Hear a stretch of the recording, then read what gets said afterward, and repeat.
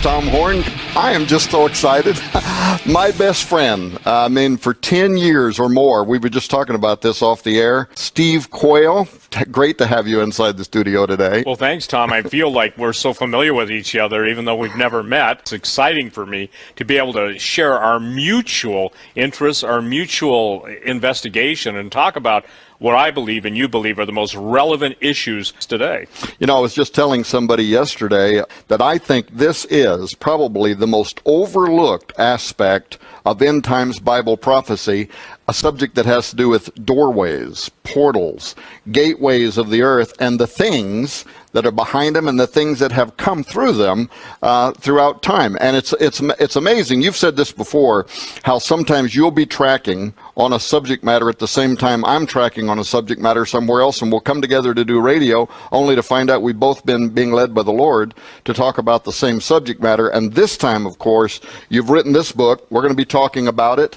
The Gates of Hell Are Opening. What's this about, and why did you write it? Well, first of all, I got to credit you probably for the one that, when I was interviewing you on the radio, I don't know what, maybe 6-7 years ago, you brought up the gates of hell, and when you were writing the Armageddon Gate, and up until that point it hadn't clicked. I never put in the context the gates of hell along with the Armageddon Gate and the whole portal opening and the whole revelation of creatures, of entities that have been blocked from coming into our dimension, our domain, by a loving God for our own safety. In order to deal with the whole idea of incubus and succubus, those are medieval terms that even go back 4,000 years. Most Christians would be probably startled to understand the 91st Psalm, the terror that comes by night.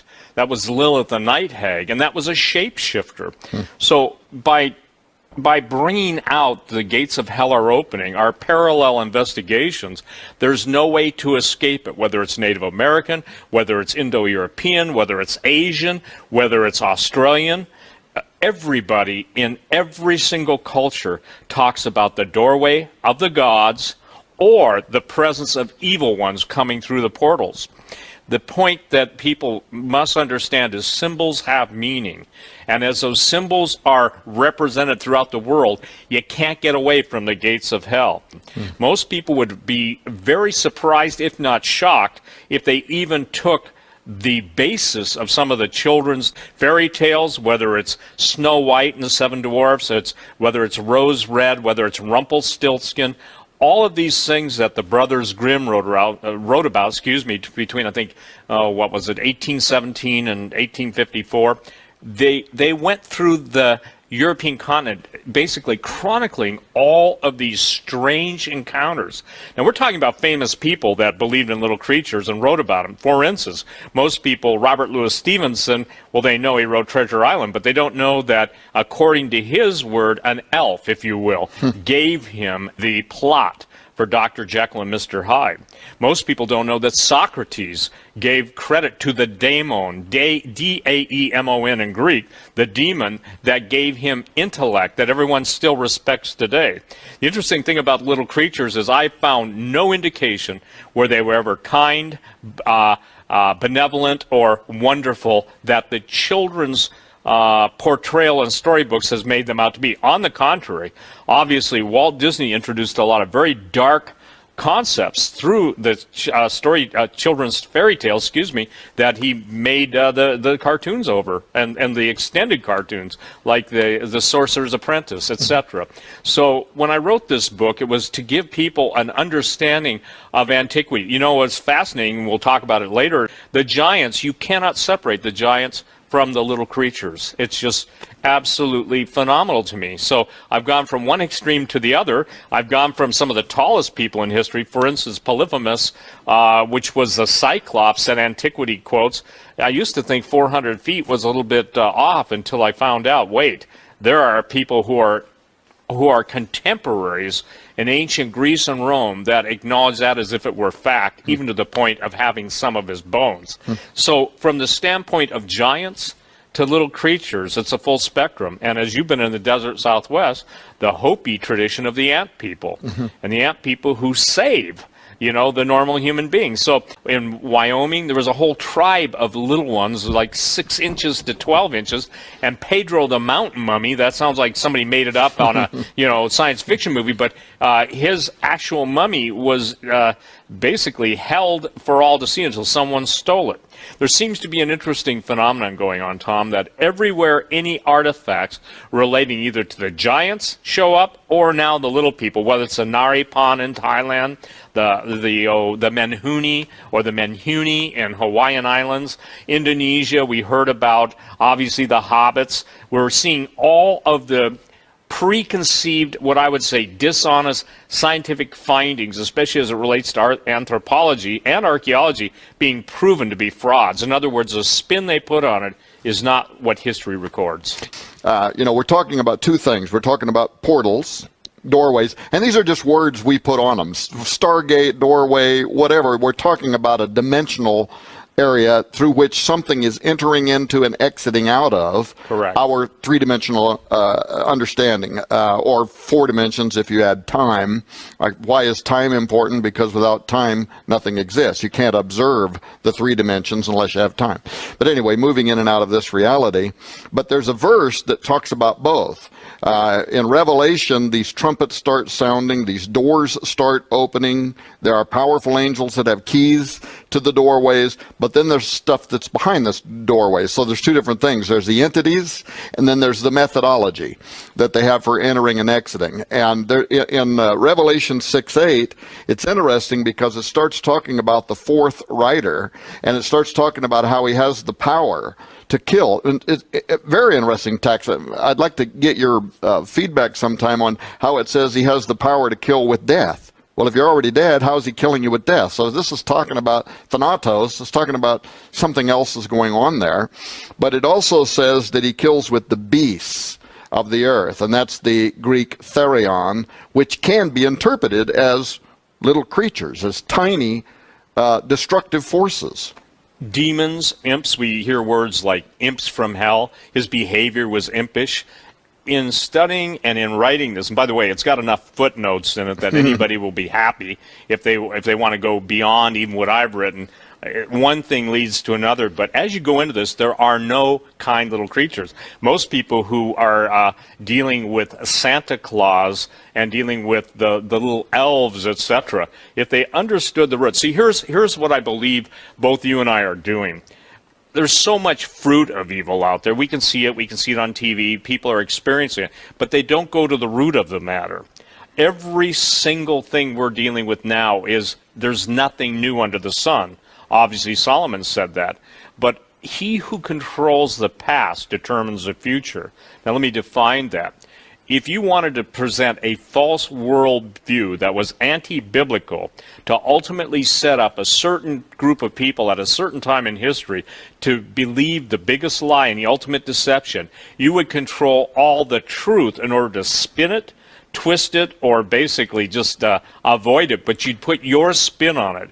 It's kind of like, I guess, in a liar's world, even they appreciate the Hegelian dialectic. They create a problem, they provide their solution, and providing their solution, they take away everything that people could have in free will. But this all even gets into transhumanism, and we won't go there right now. But the fascinating thing about, just as the alien phenomenon, when I'm talking about the alien phenomenon, we are talking about that which is usually attributed to extraterrestrials.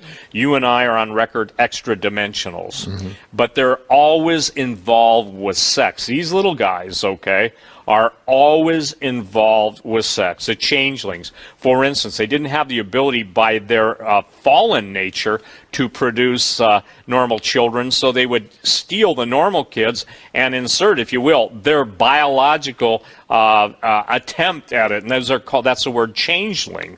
Well, when you get into Native America, then you get into, obviously, the whole concept, the spirit beings that could take on any single form or shape they desire. You know, shape shifters, because like there's locations here in the U.S. The Bradshaw Ranch is one of them over by Sedona. Of course, the famous Skinwalker Ranch. Right. And the guy that bought that ranch and closed it so that the public can't get in there has got giant contracts with the military. These are people, though, that you tend to find that they're highly connected in the military industrial complex. They're highly connected to some of the highest placed intelligence people in the nation, and yet they're actually trying to conjure and bring these things into this reality. The Babylon working is one of the things I'm referring to, but there's a long history of that connection of people who have super high IQs. They're very intelligent. They're not doing this because they're dumb, right? They're total believers. They believe more than a lot of the people in the church do about the supernatural, and they're attempting to bring themselves into contact. In fact, during some of these shows, maybe we'll talk about CERN and what are they trying to do at CERN.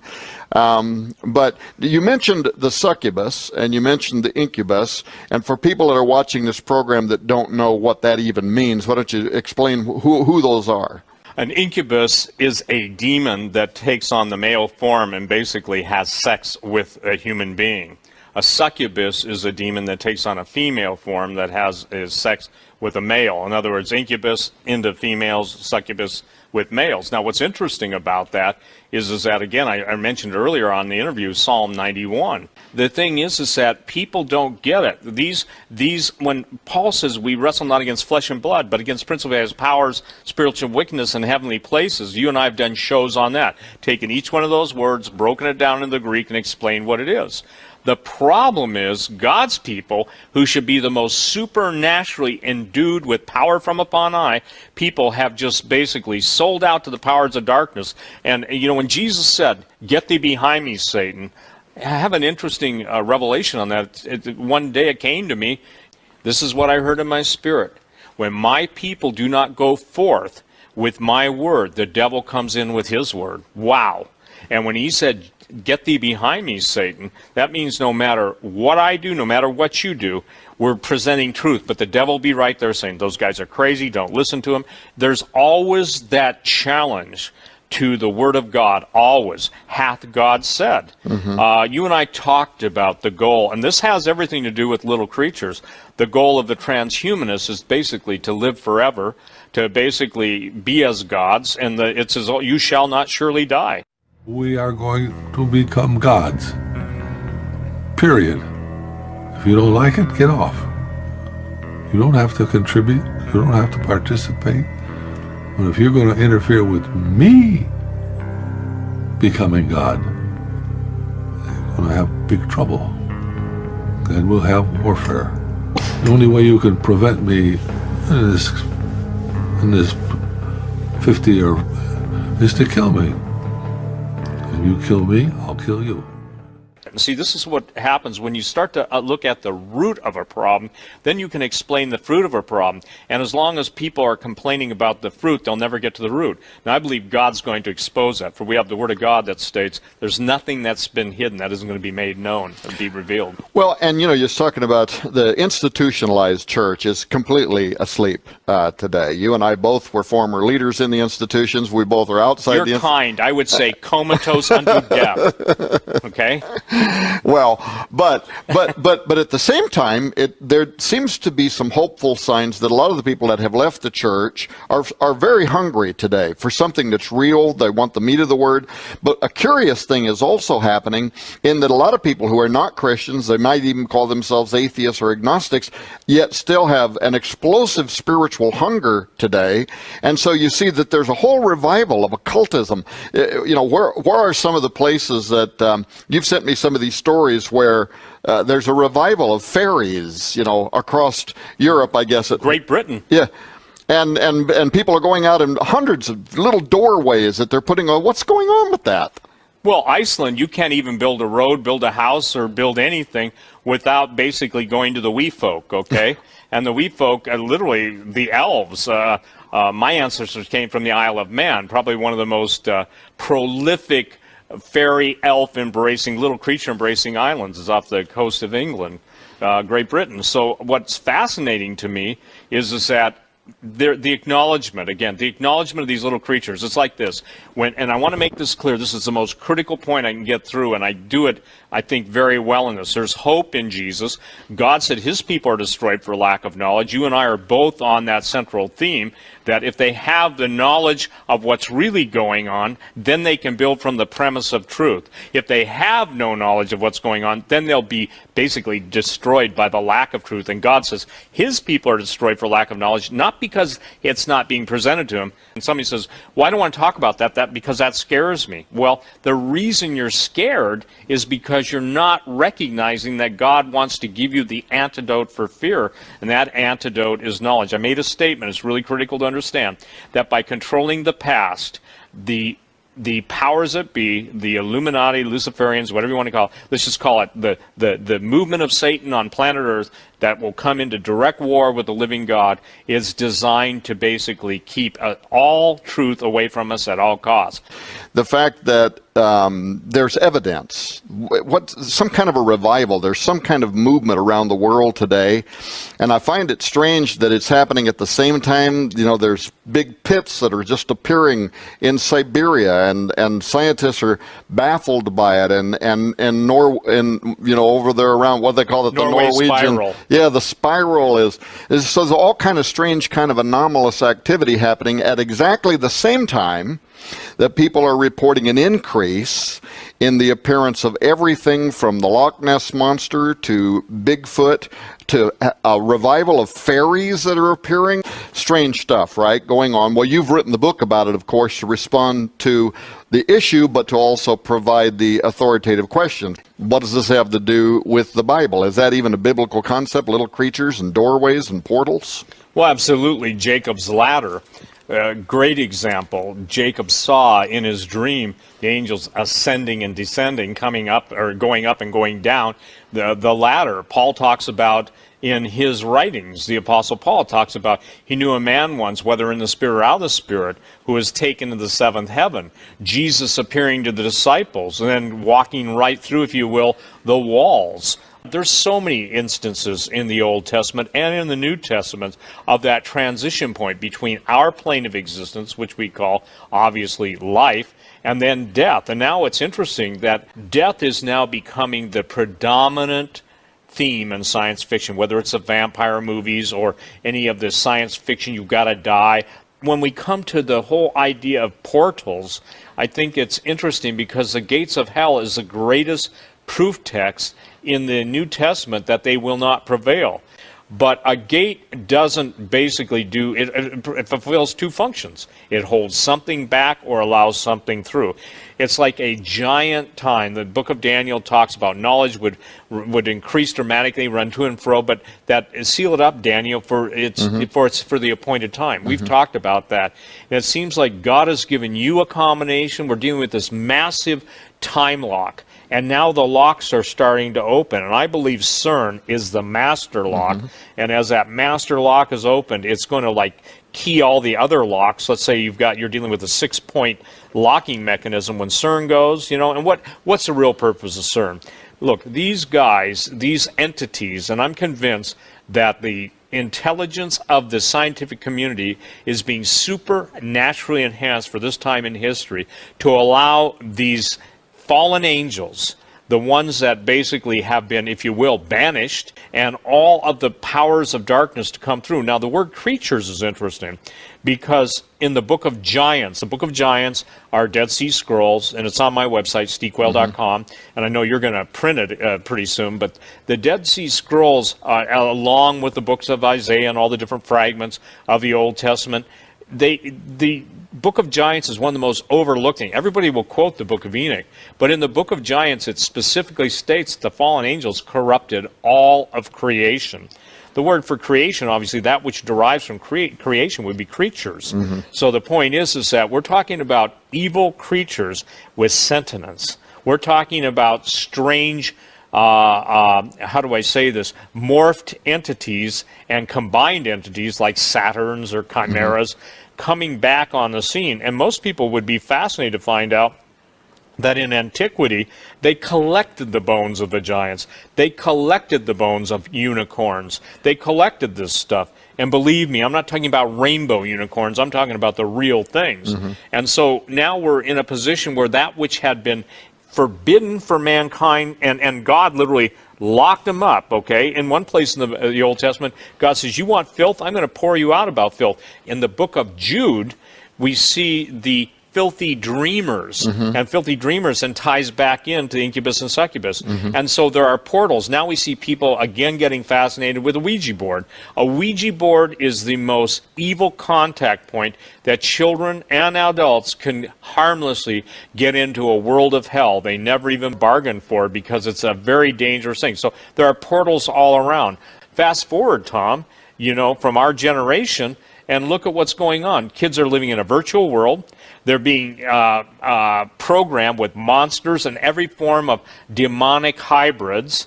They're basically battling the forces of hell, but then now good is frowned upon and evil is absolutely elevated.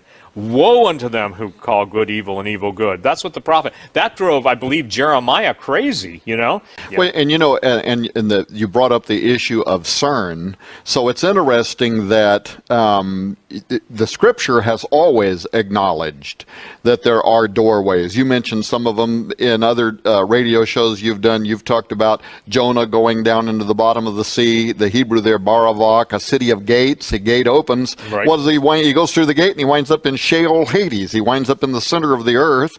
Jesus goes there later and brings back the keys to some of those gateways. So now we know that not only do gates and doorways exist, they have keys to them. Of course, Revelation 9, and a star falls down from heaven with a key to the bottomless pit. And it also illustrates that the earth is dynamic in ways that the average person out there isn't even thinking about. They get in their car, right, and drive to Walmart. They're not even thinking about the crust that they're driving over the top of, and what the Bible tells us is inside of the earth itself. Recent studies showing isotopic signals coming up from underneath the crust of the earth, echoing back to a former world that once existed and was driven underground by some impact of the earth. What was that? The fall of Lucifer?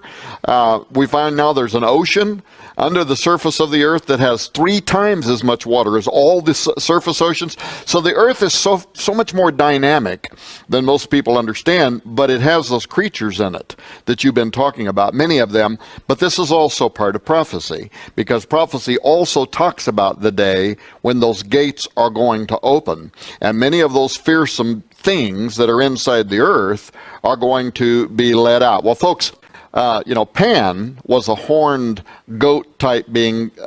He was the one that was being worshipped down there at the base of Mount Hermon in Caesarea Philippi when Jesus stood there and said, the gates of hell will not prevail against my church. So there's this constant reference, there's this constant acknowledgement that there is a warfare, there is a battle going on with what most people would say, those were just mythological beings. They never existed, they never walked on the earth, there's no such thing, right?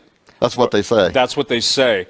I remember almost 20 years ago, Tom, posting a story and talking about the story that was posted. It was on the BBC that the tomb of Gilgamesh was found. Gilgamesh was half man, half god. He was a fallen, you know, he was a giant. And he went into the underworld, and he had to have the key to the underworld. But they were actually actively looking for his DNA. Now, I want to propose something.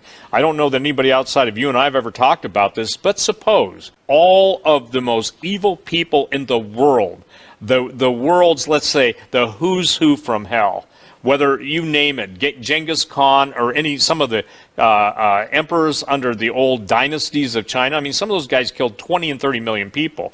Imagine the worst people in history being cloned. Now, because I want to share something, Jesus talked when an evil spirit goes out, it goes and wanders in the dark places, and it comes back to see if its habitation is fit for repossession.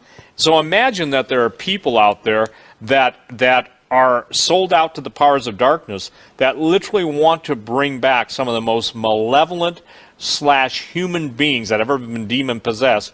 And imagine this, that they would actually become repossessed with the same spirit that left when they died, which brings us to the difference of most people confuse 3 words. They confuse the word Nephilim, they confuse the word Rephaim, which is synonymous with giants, and demon, okay?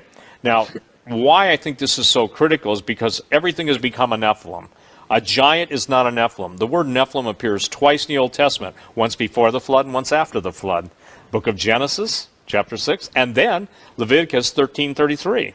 And then when you go into the dead things from under the earth are formed, that word dead in Hebrew is either Rephaim or Rapha, and it refers specifically to the giants. Then you go to the demons, and as you know from the book of Enoch and the book of Giants, the demons were the disembodied spirits of the giants. And so when those disembodied spirits, in other words, a giant was half fallen angel, half human. Those were hybrids. That's why God told Israel to go in and kill every man, woman, and child, because they were not created in his image or likeness. You go to the book of Genesis, and God's very clear, after its kind and likeness, after its kind and likeness. And he saw that it was good. Devil comes along and destroys that genome. He wants the last vestige of humanity destroyed. And Jesus said, if those days weren't short, and for the elect's sake they will be short, there'd be no flesh left alive. So the goal of the enemy, even now, through genetic manipulation, through transhumanism, through all of the isms that are out there, is to do away with humanity. And basically they shake their fist in the face of a living God and say, you didn't do a good enough job. We don't need you. We'll live forever. We don't need you for anything, God.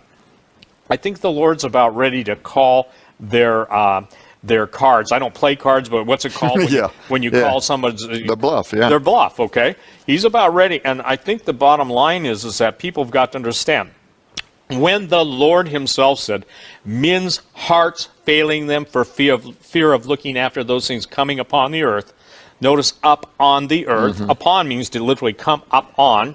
We've got to deal with the, I guess you'd call the devil's sandwich. We've got fallen angels coming, the war in heaven, the devil's being kicked out, you know, and he inhabits the second heaven right now. Woe unto you inhabitants of earth when he comes down onto the earth.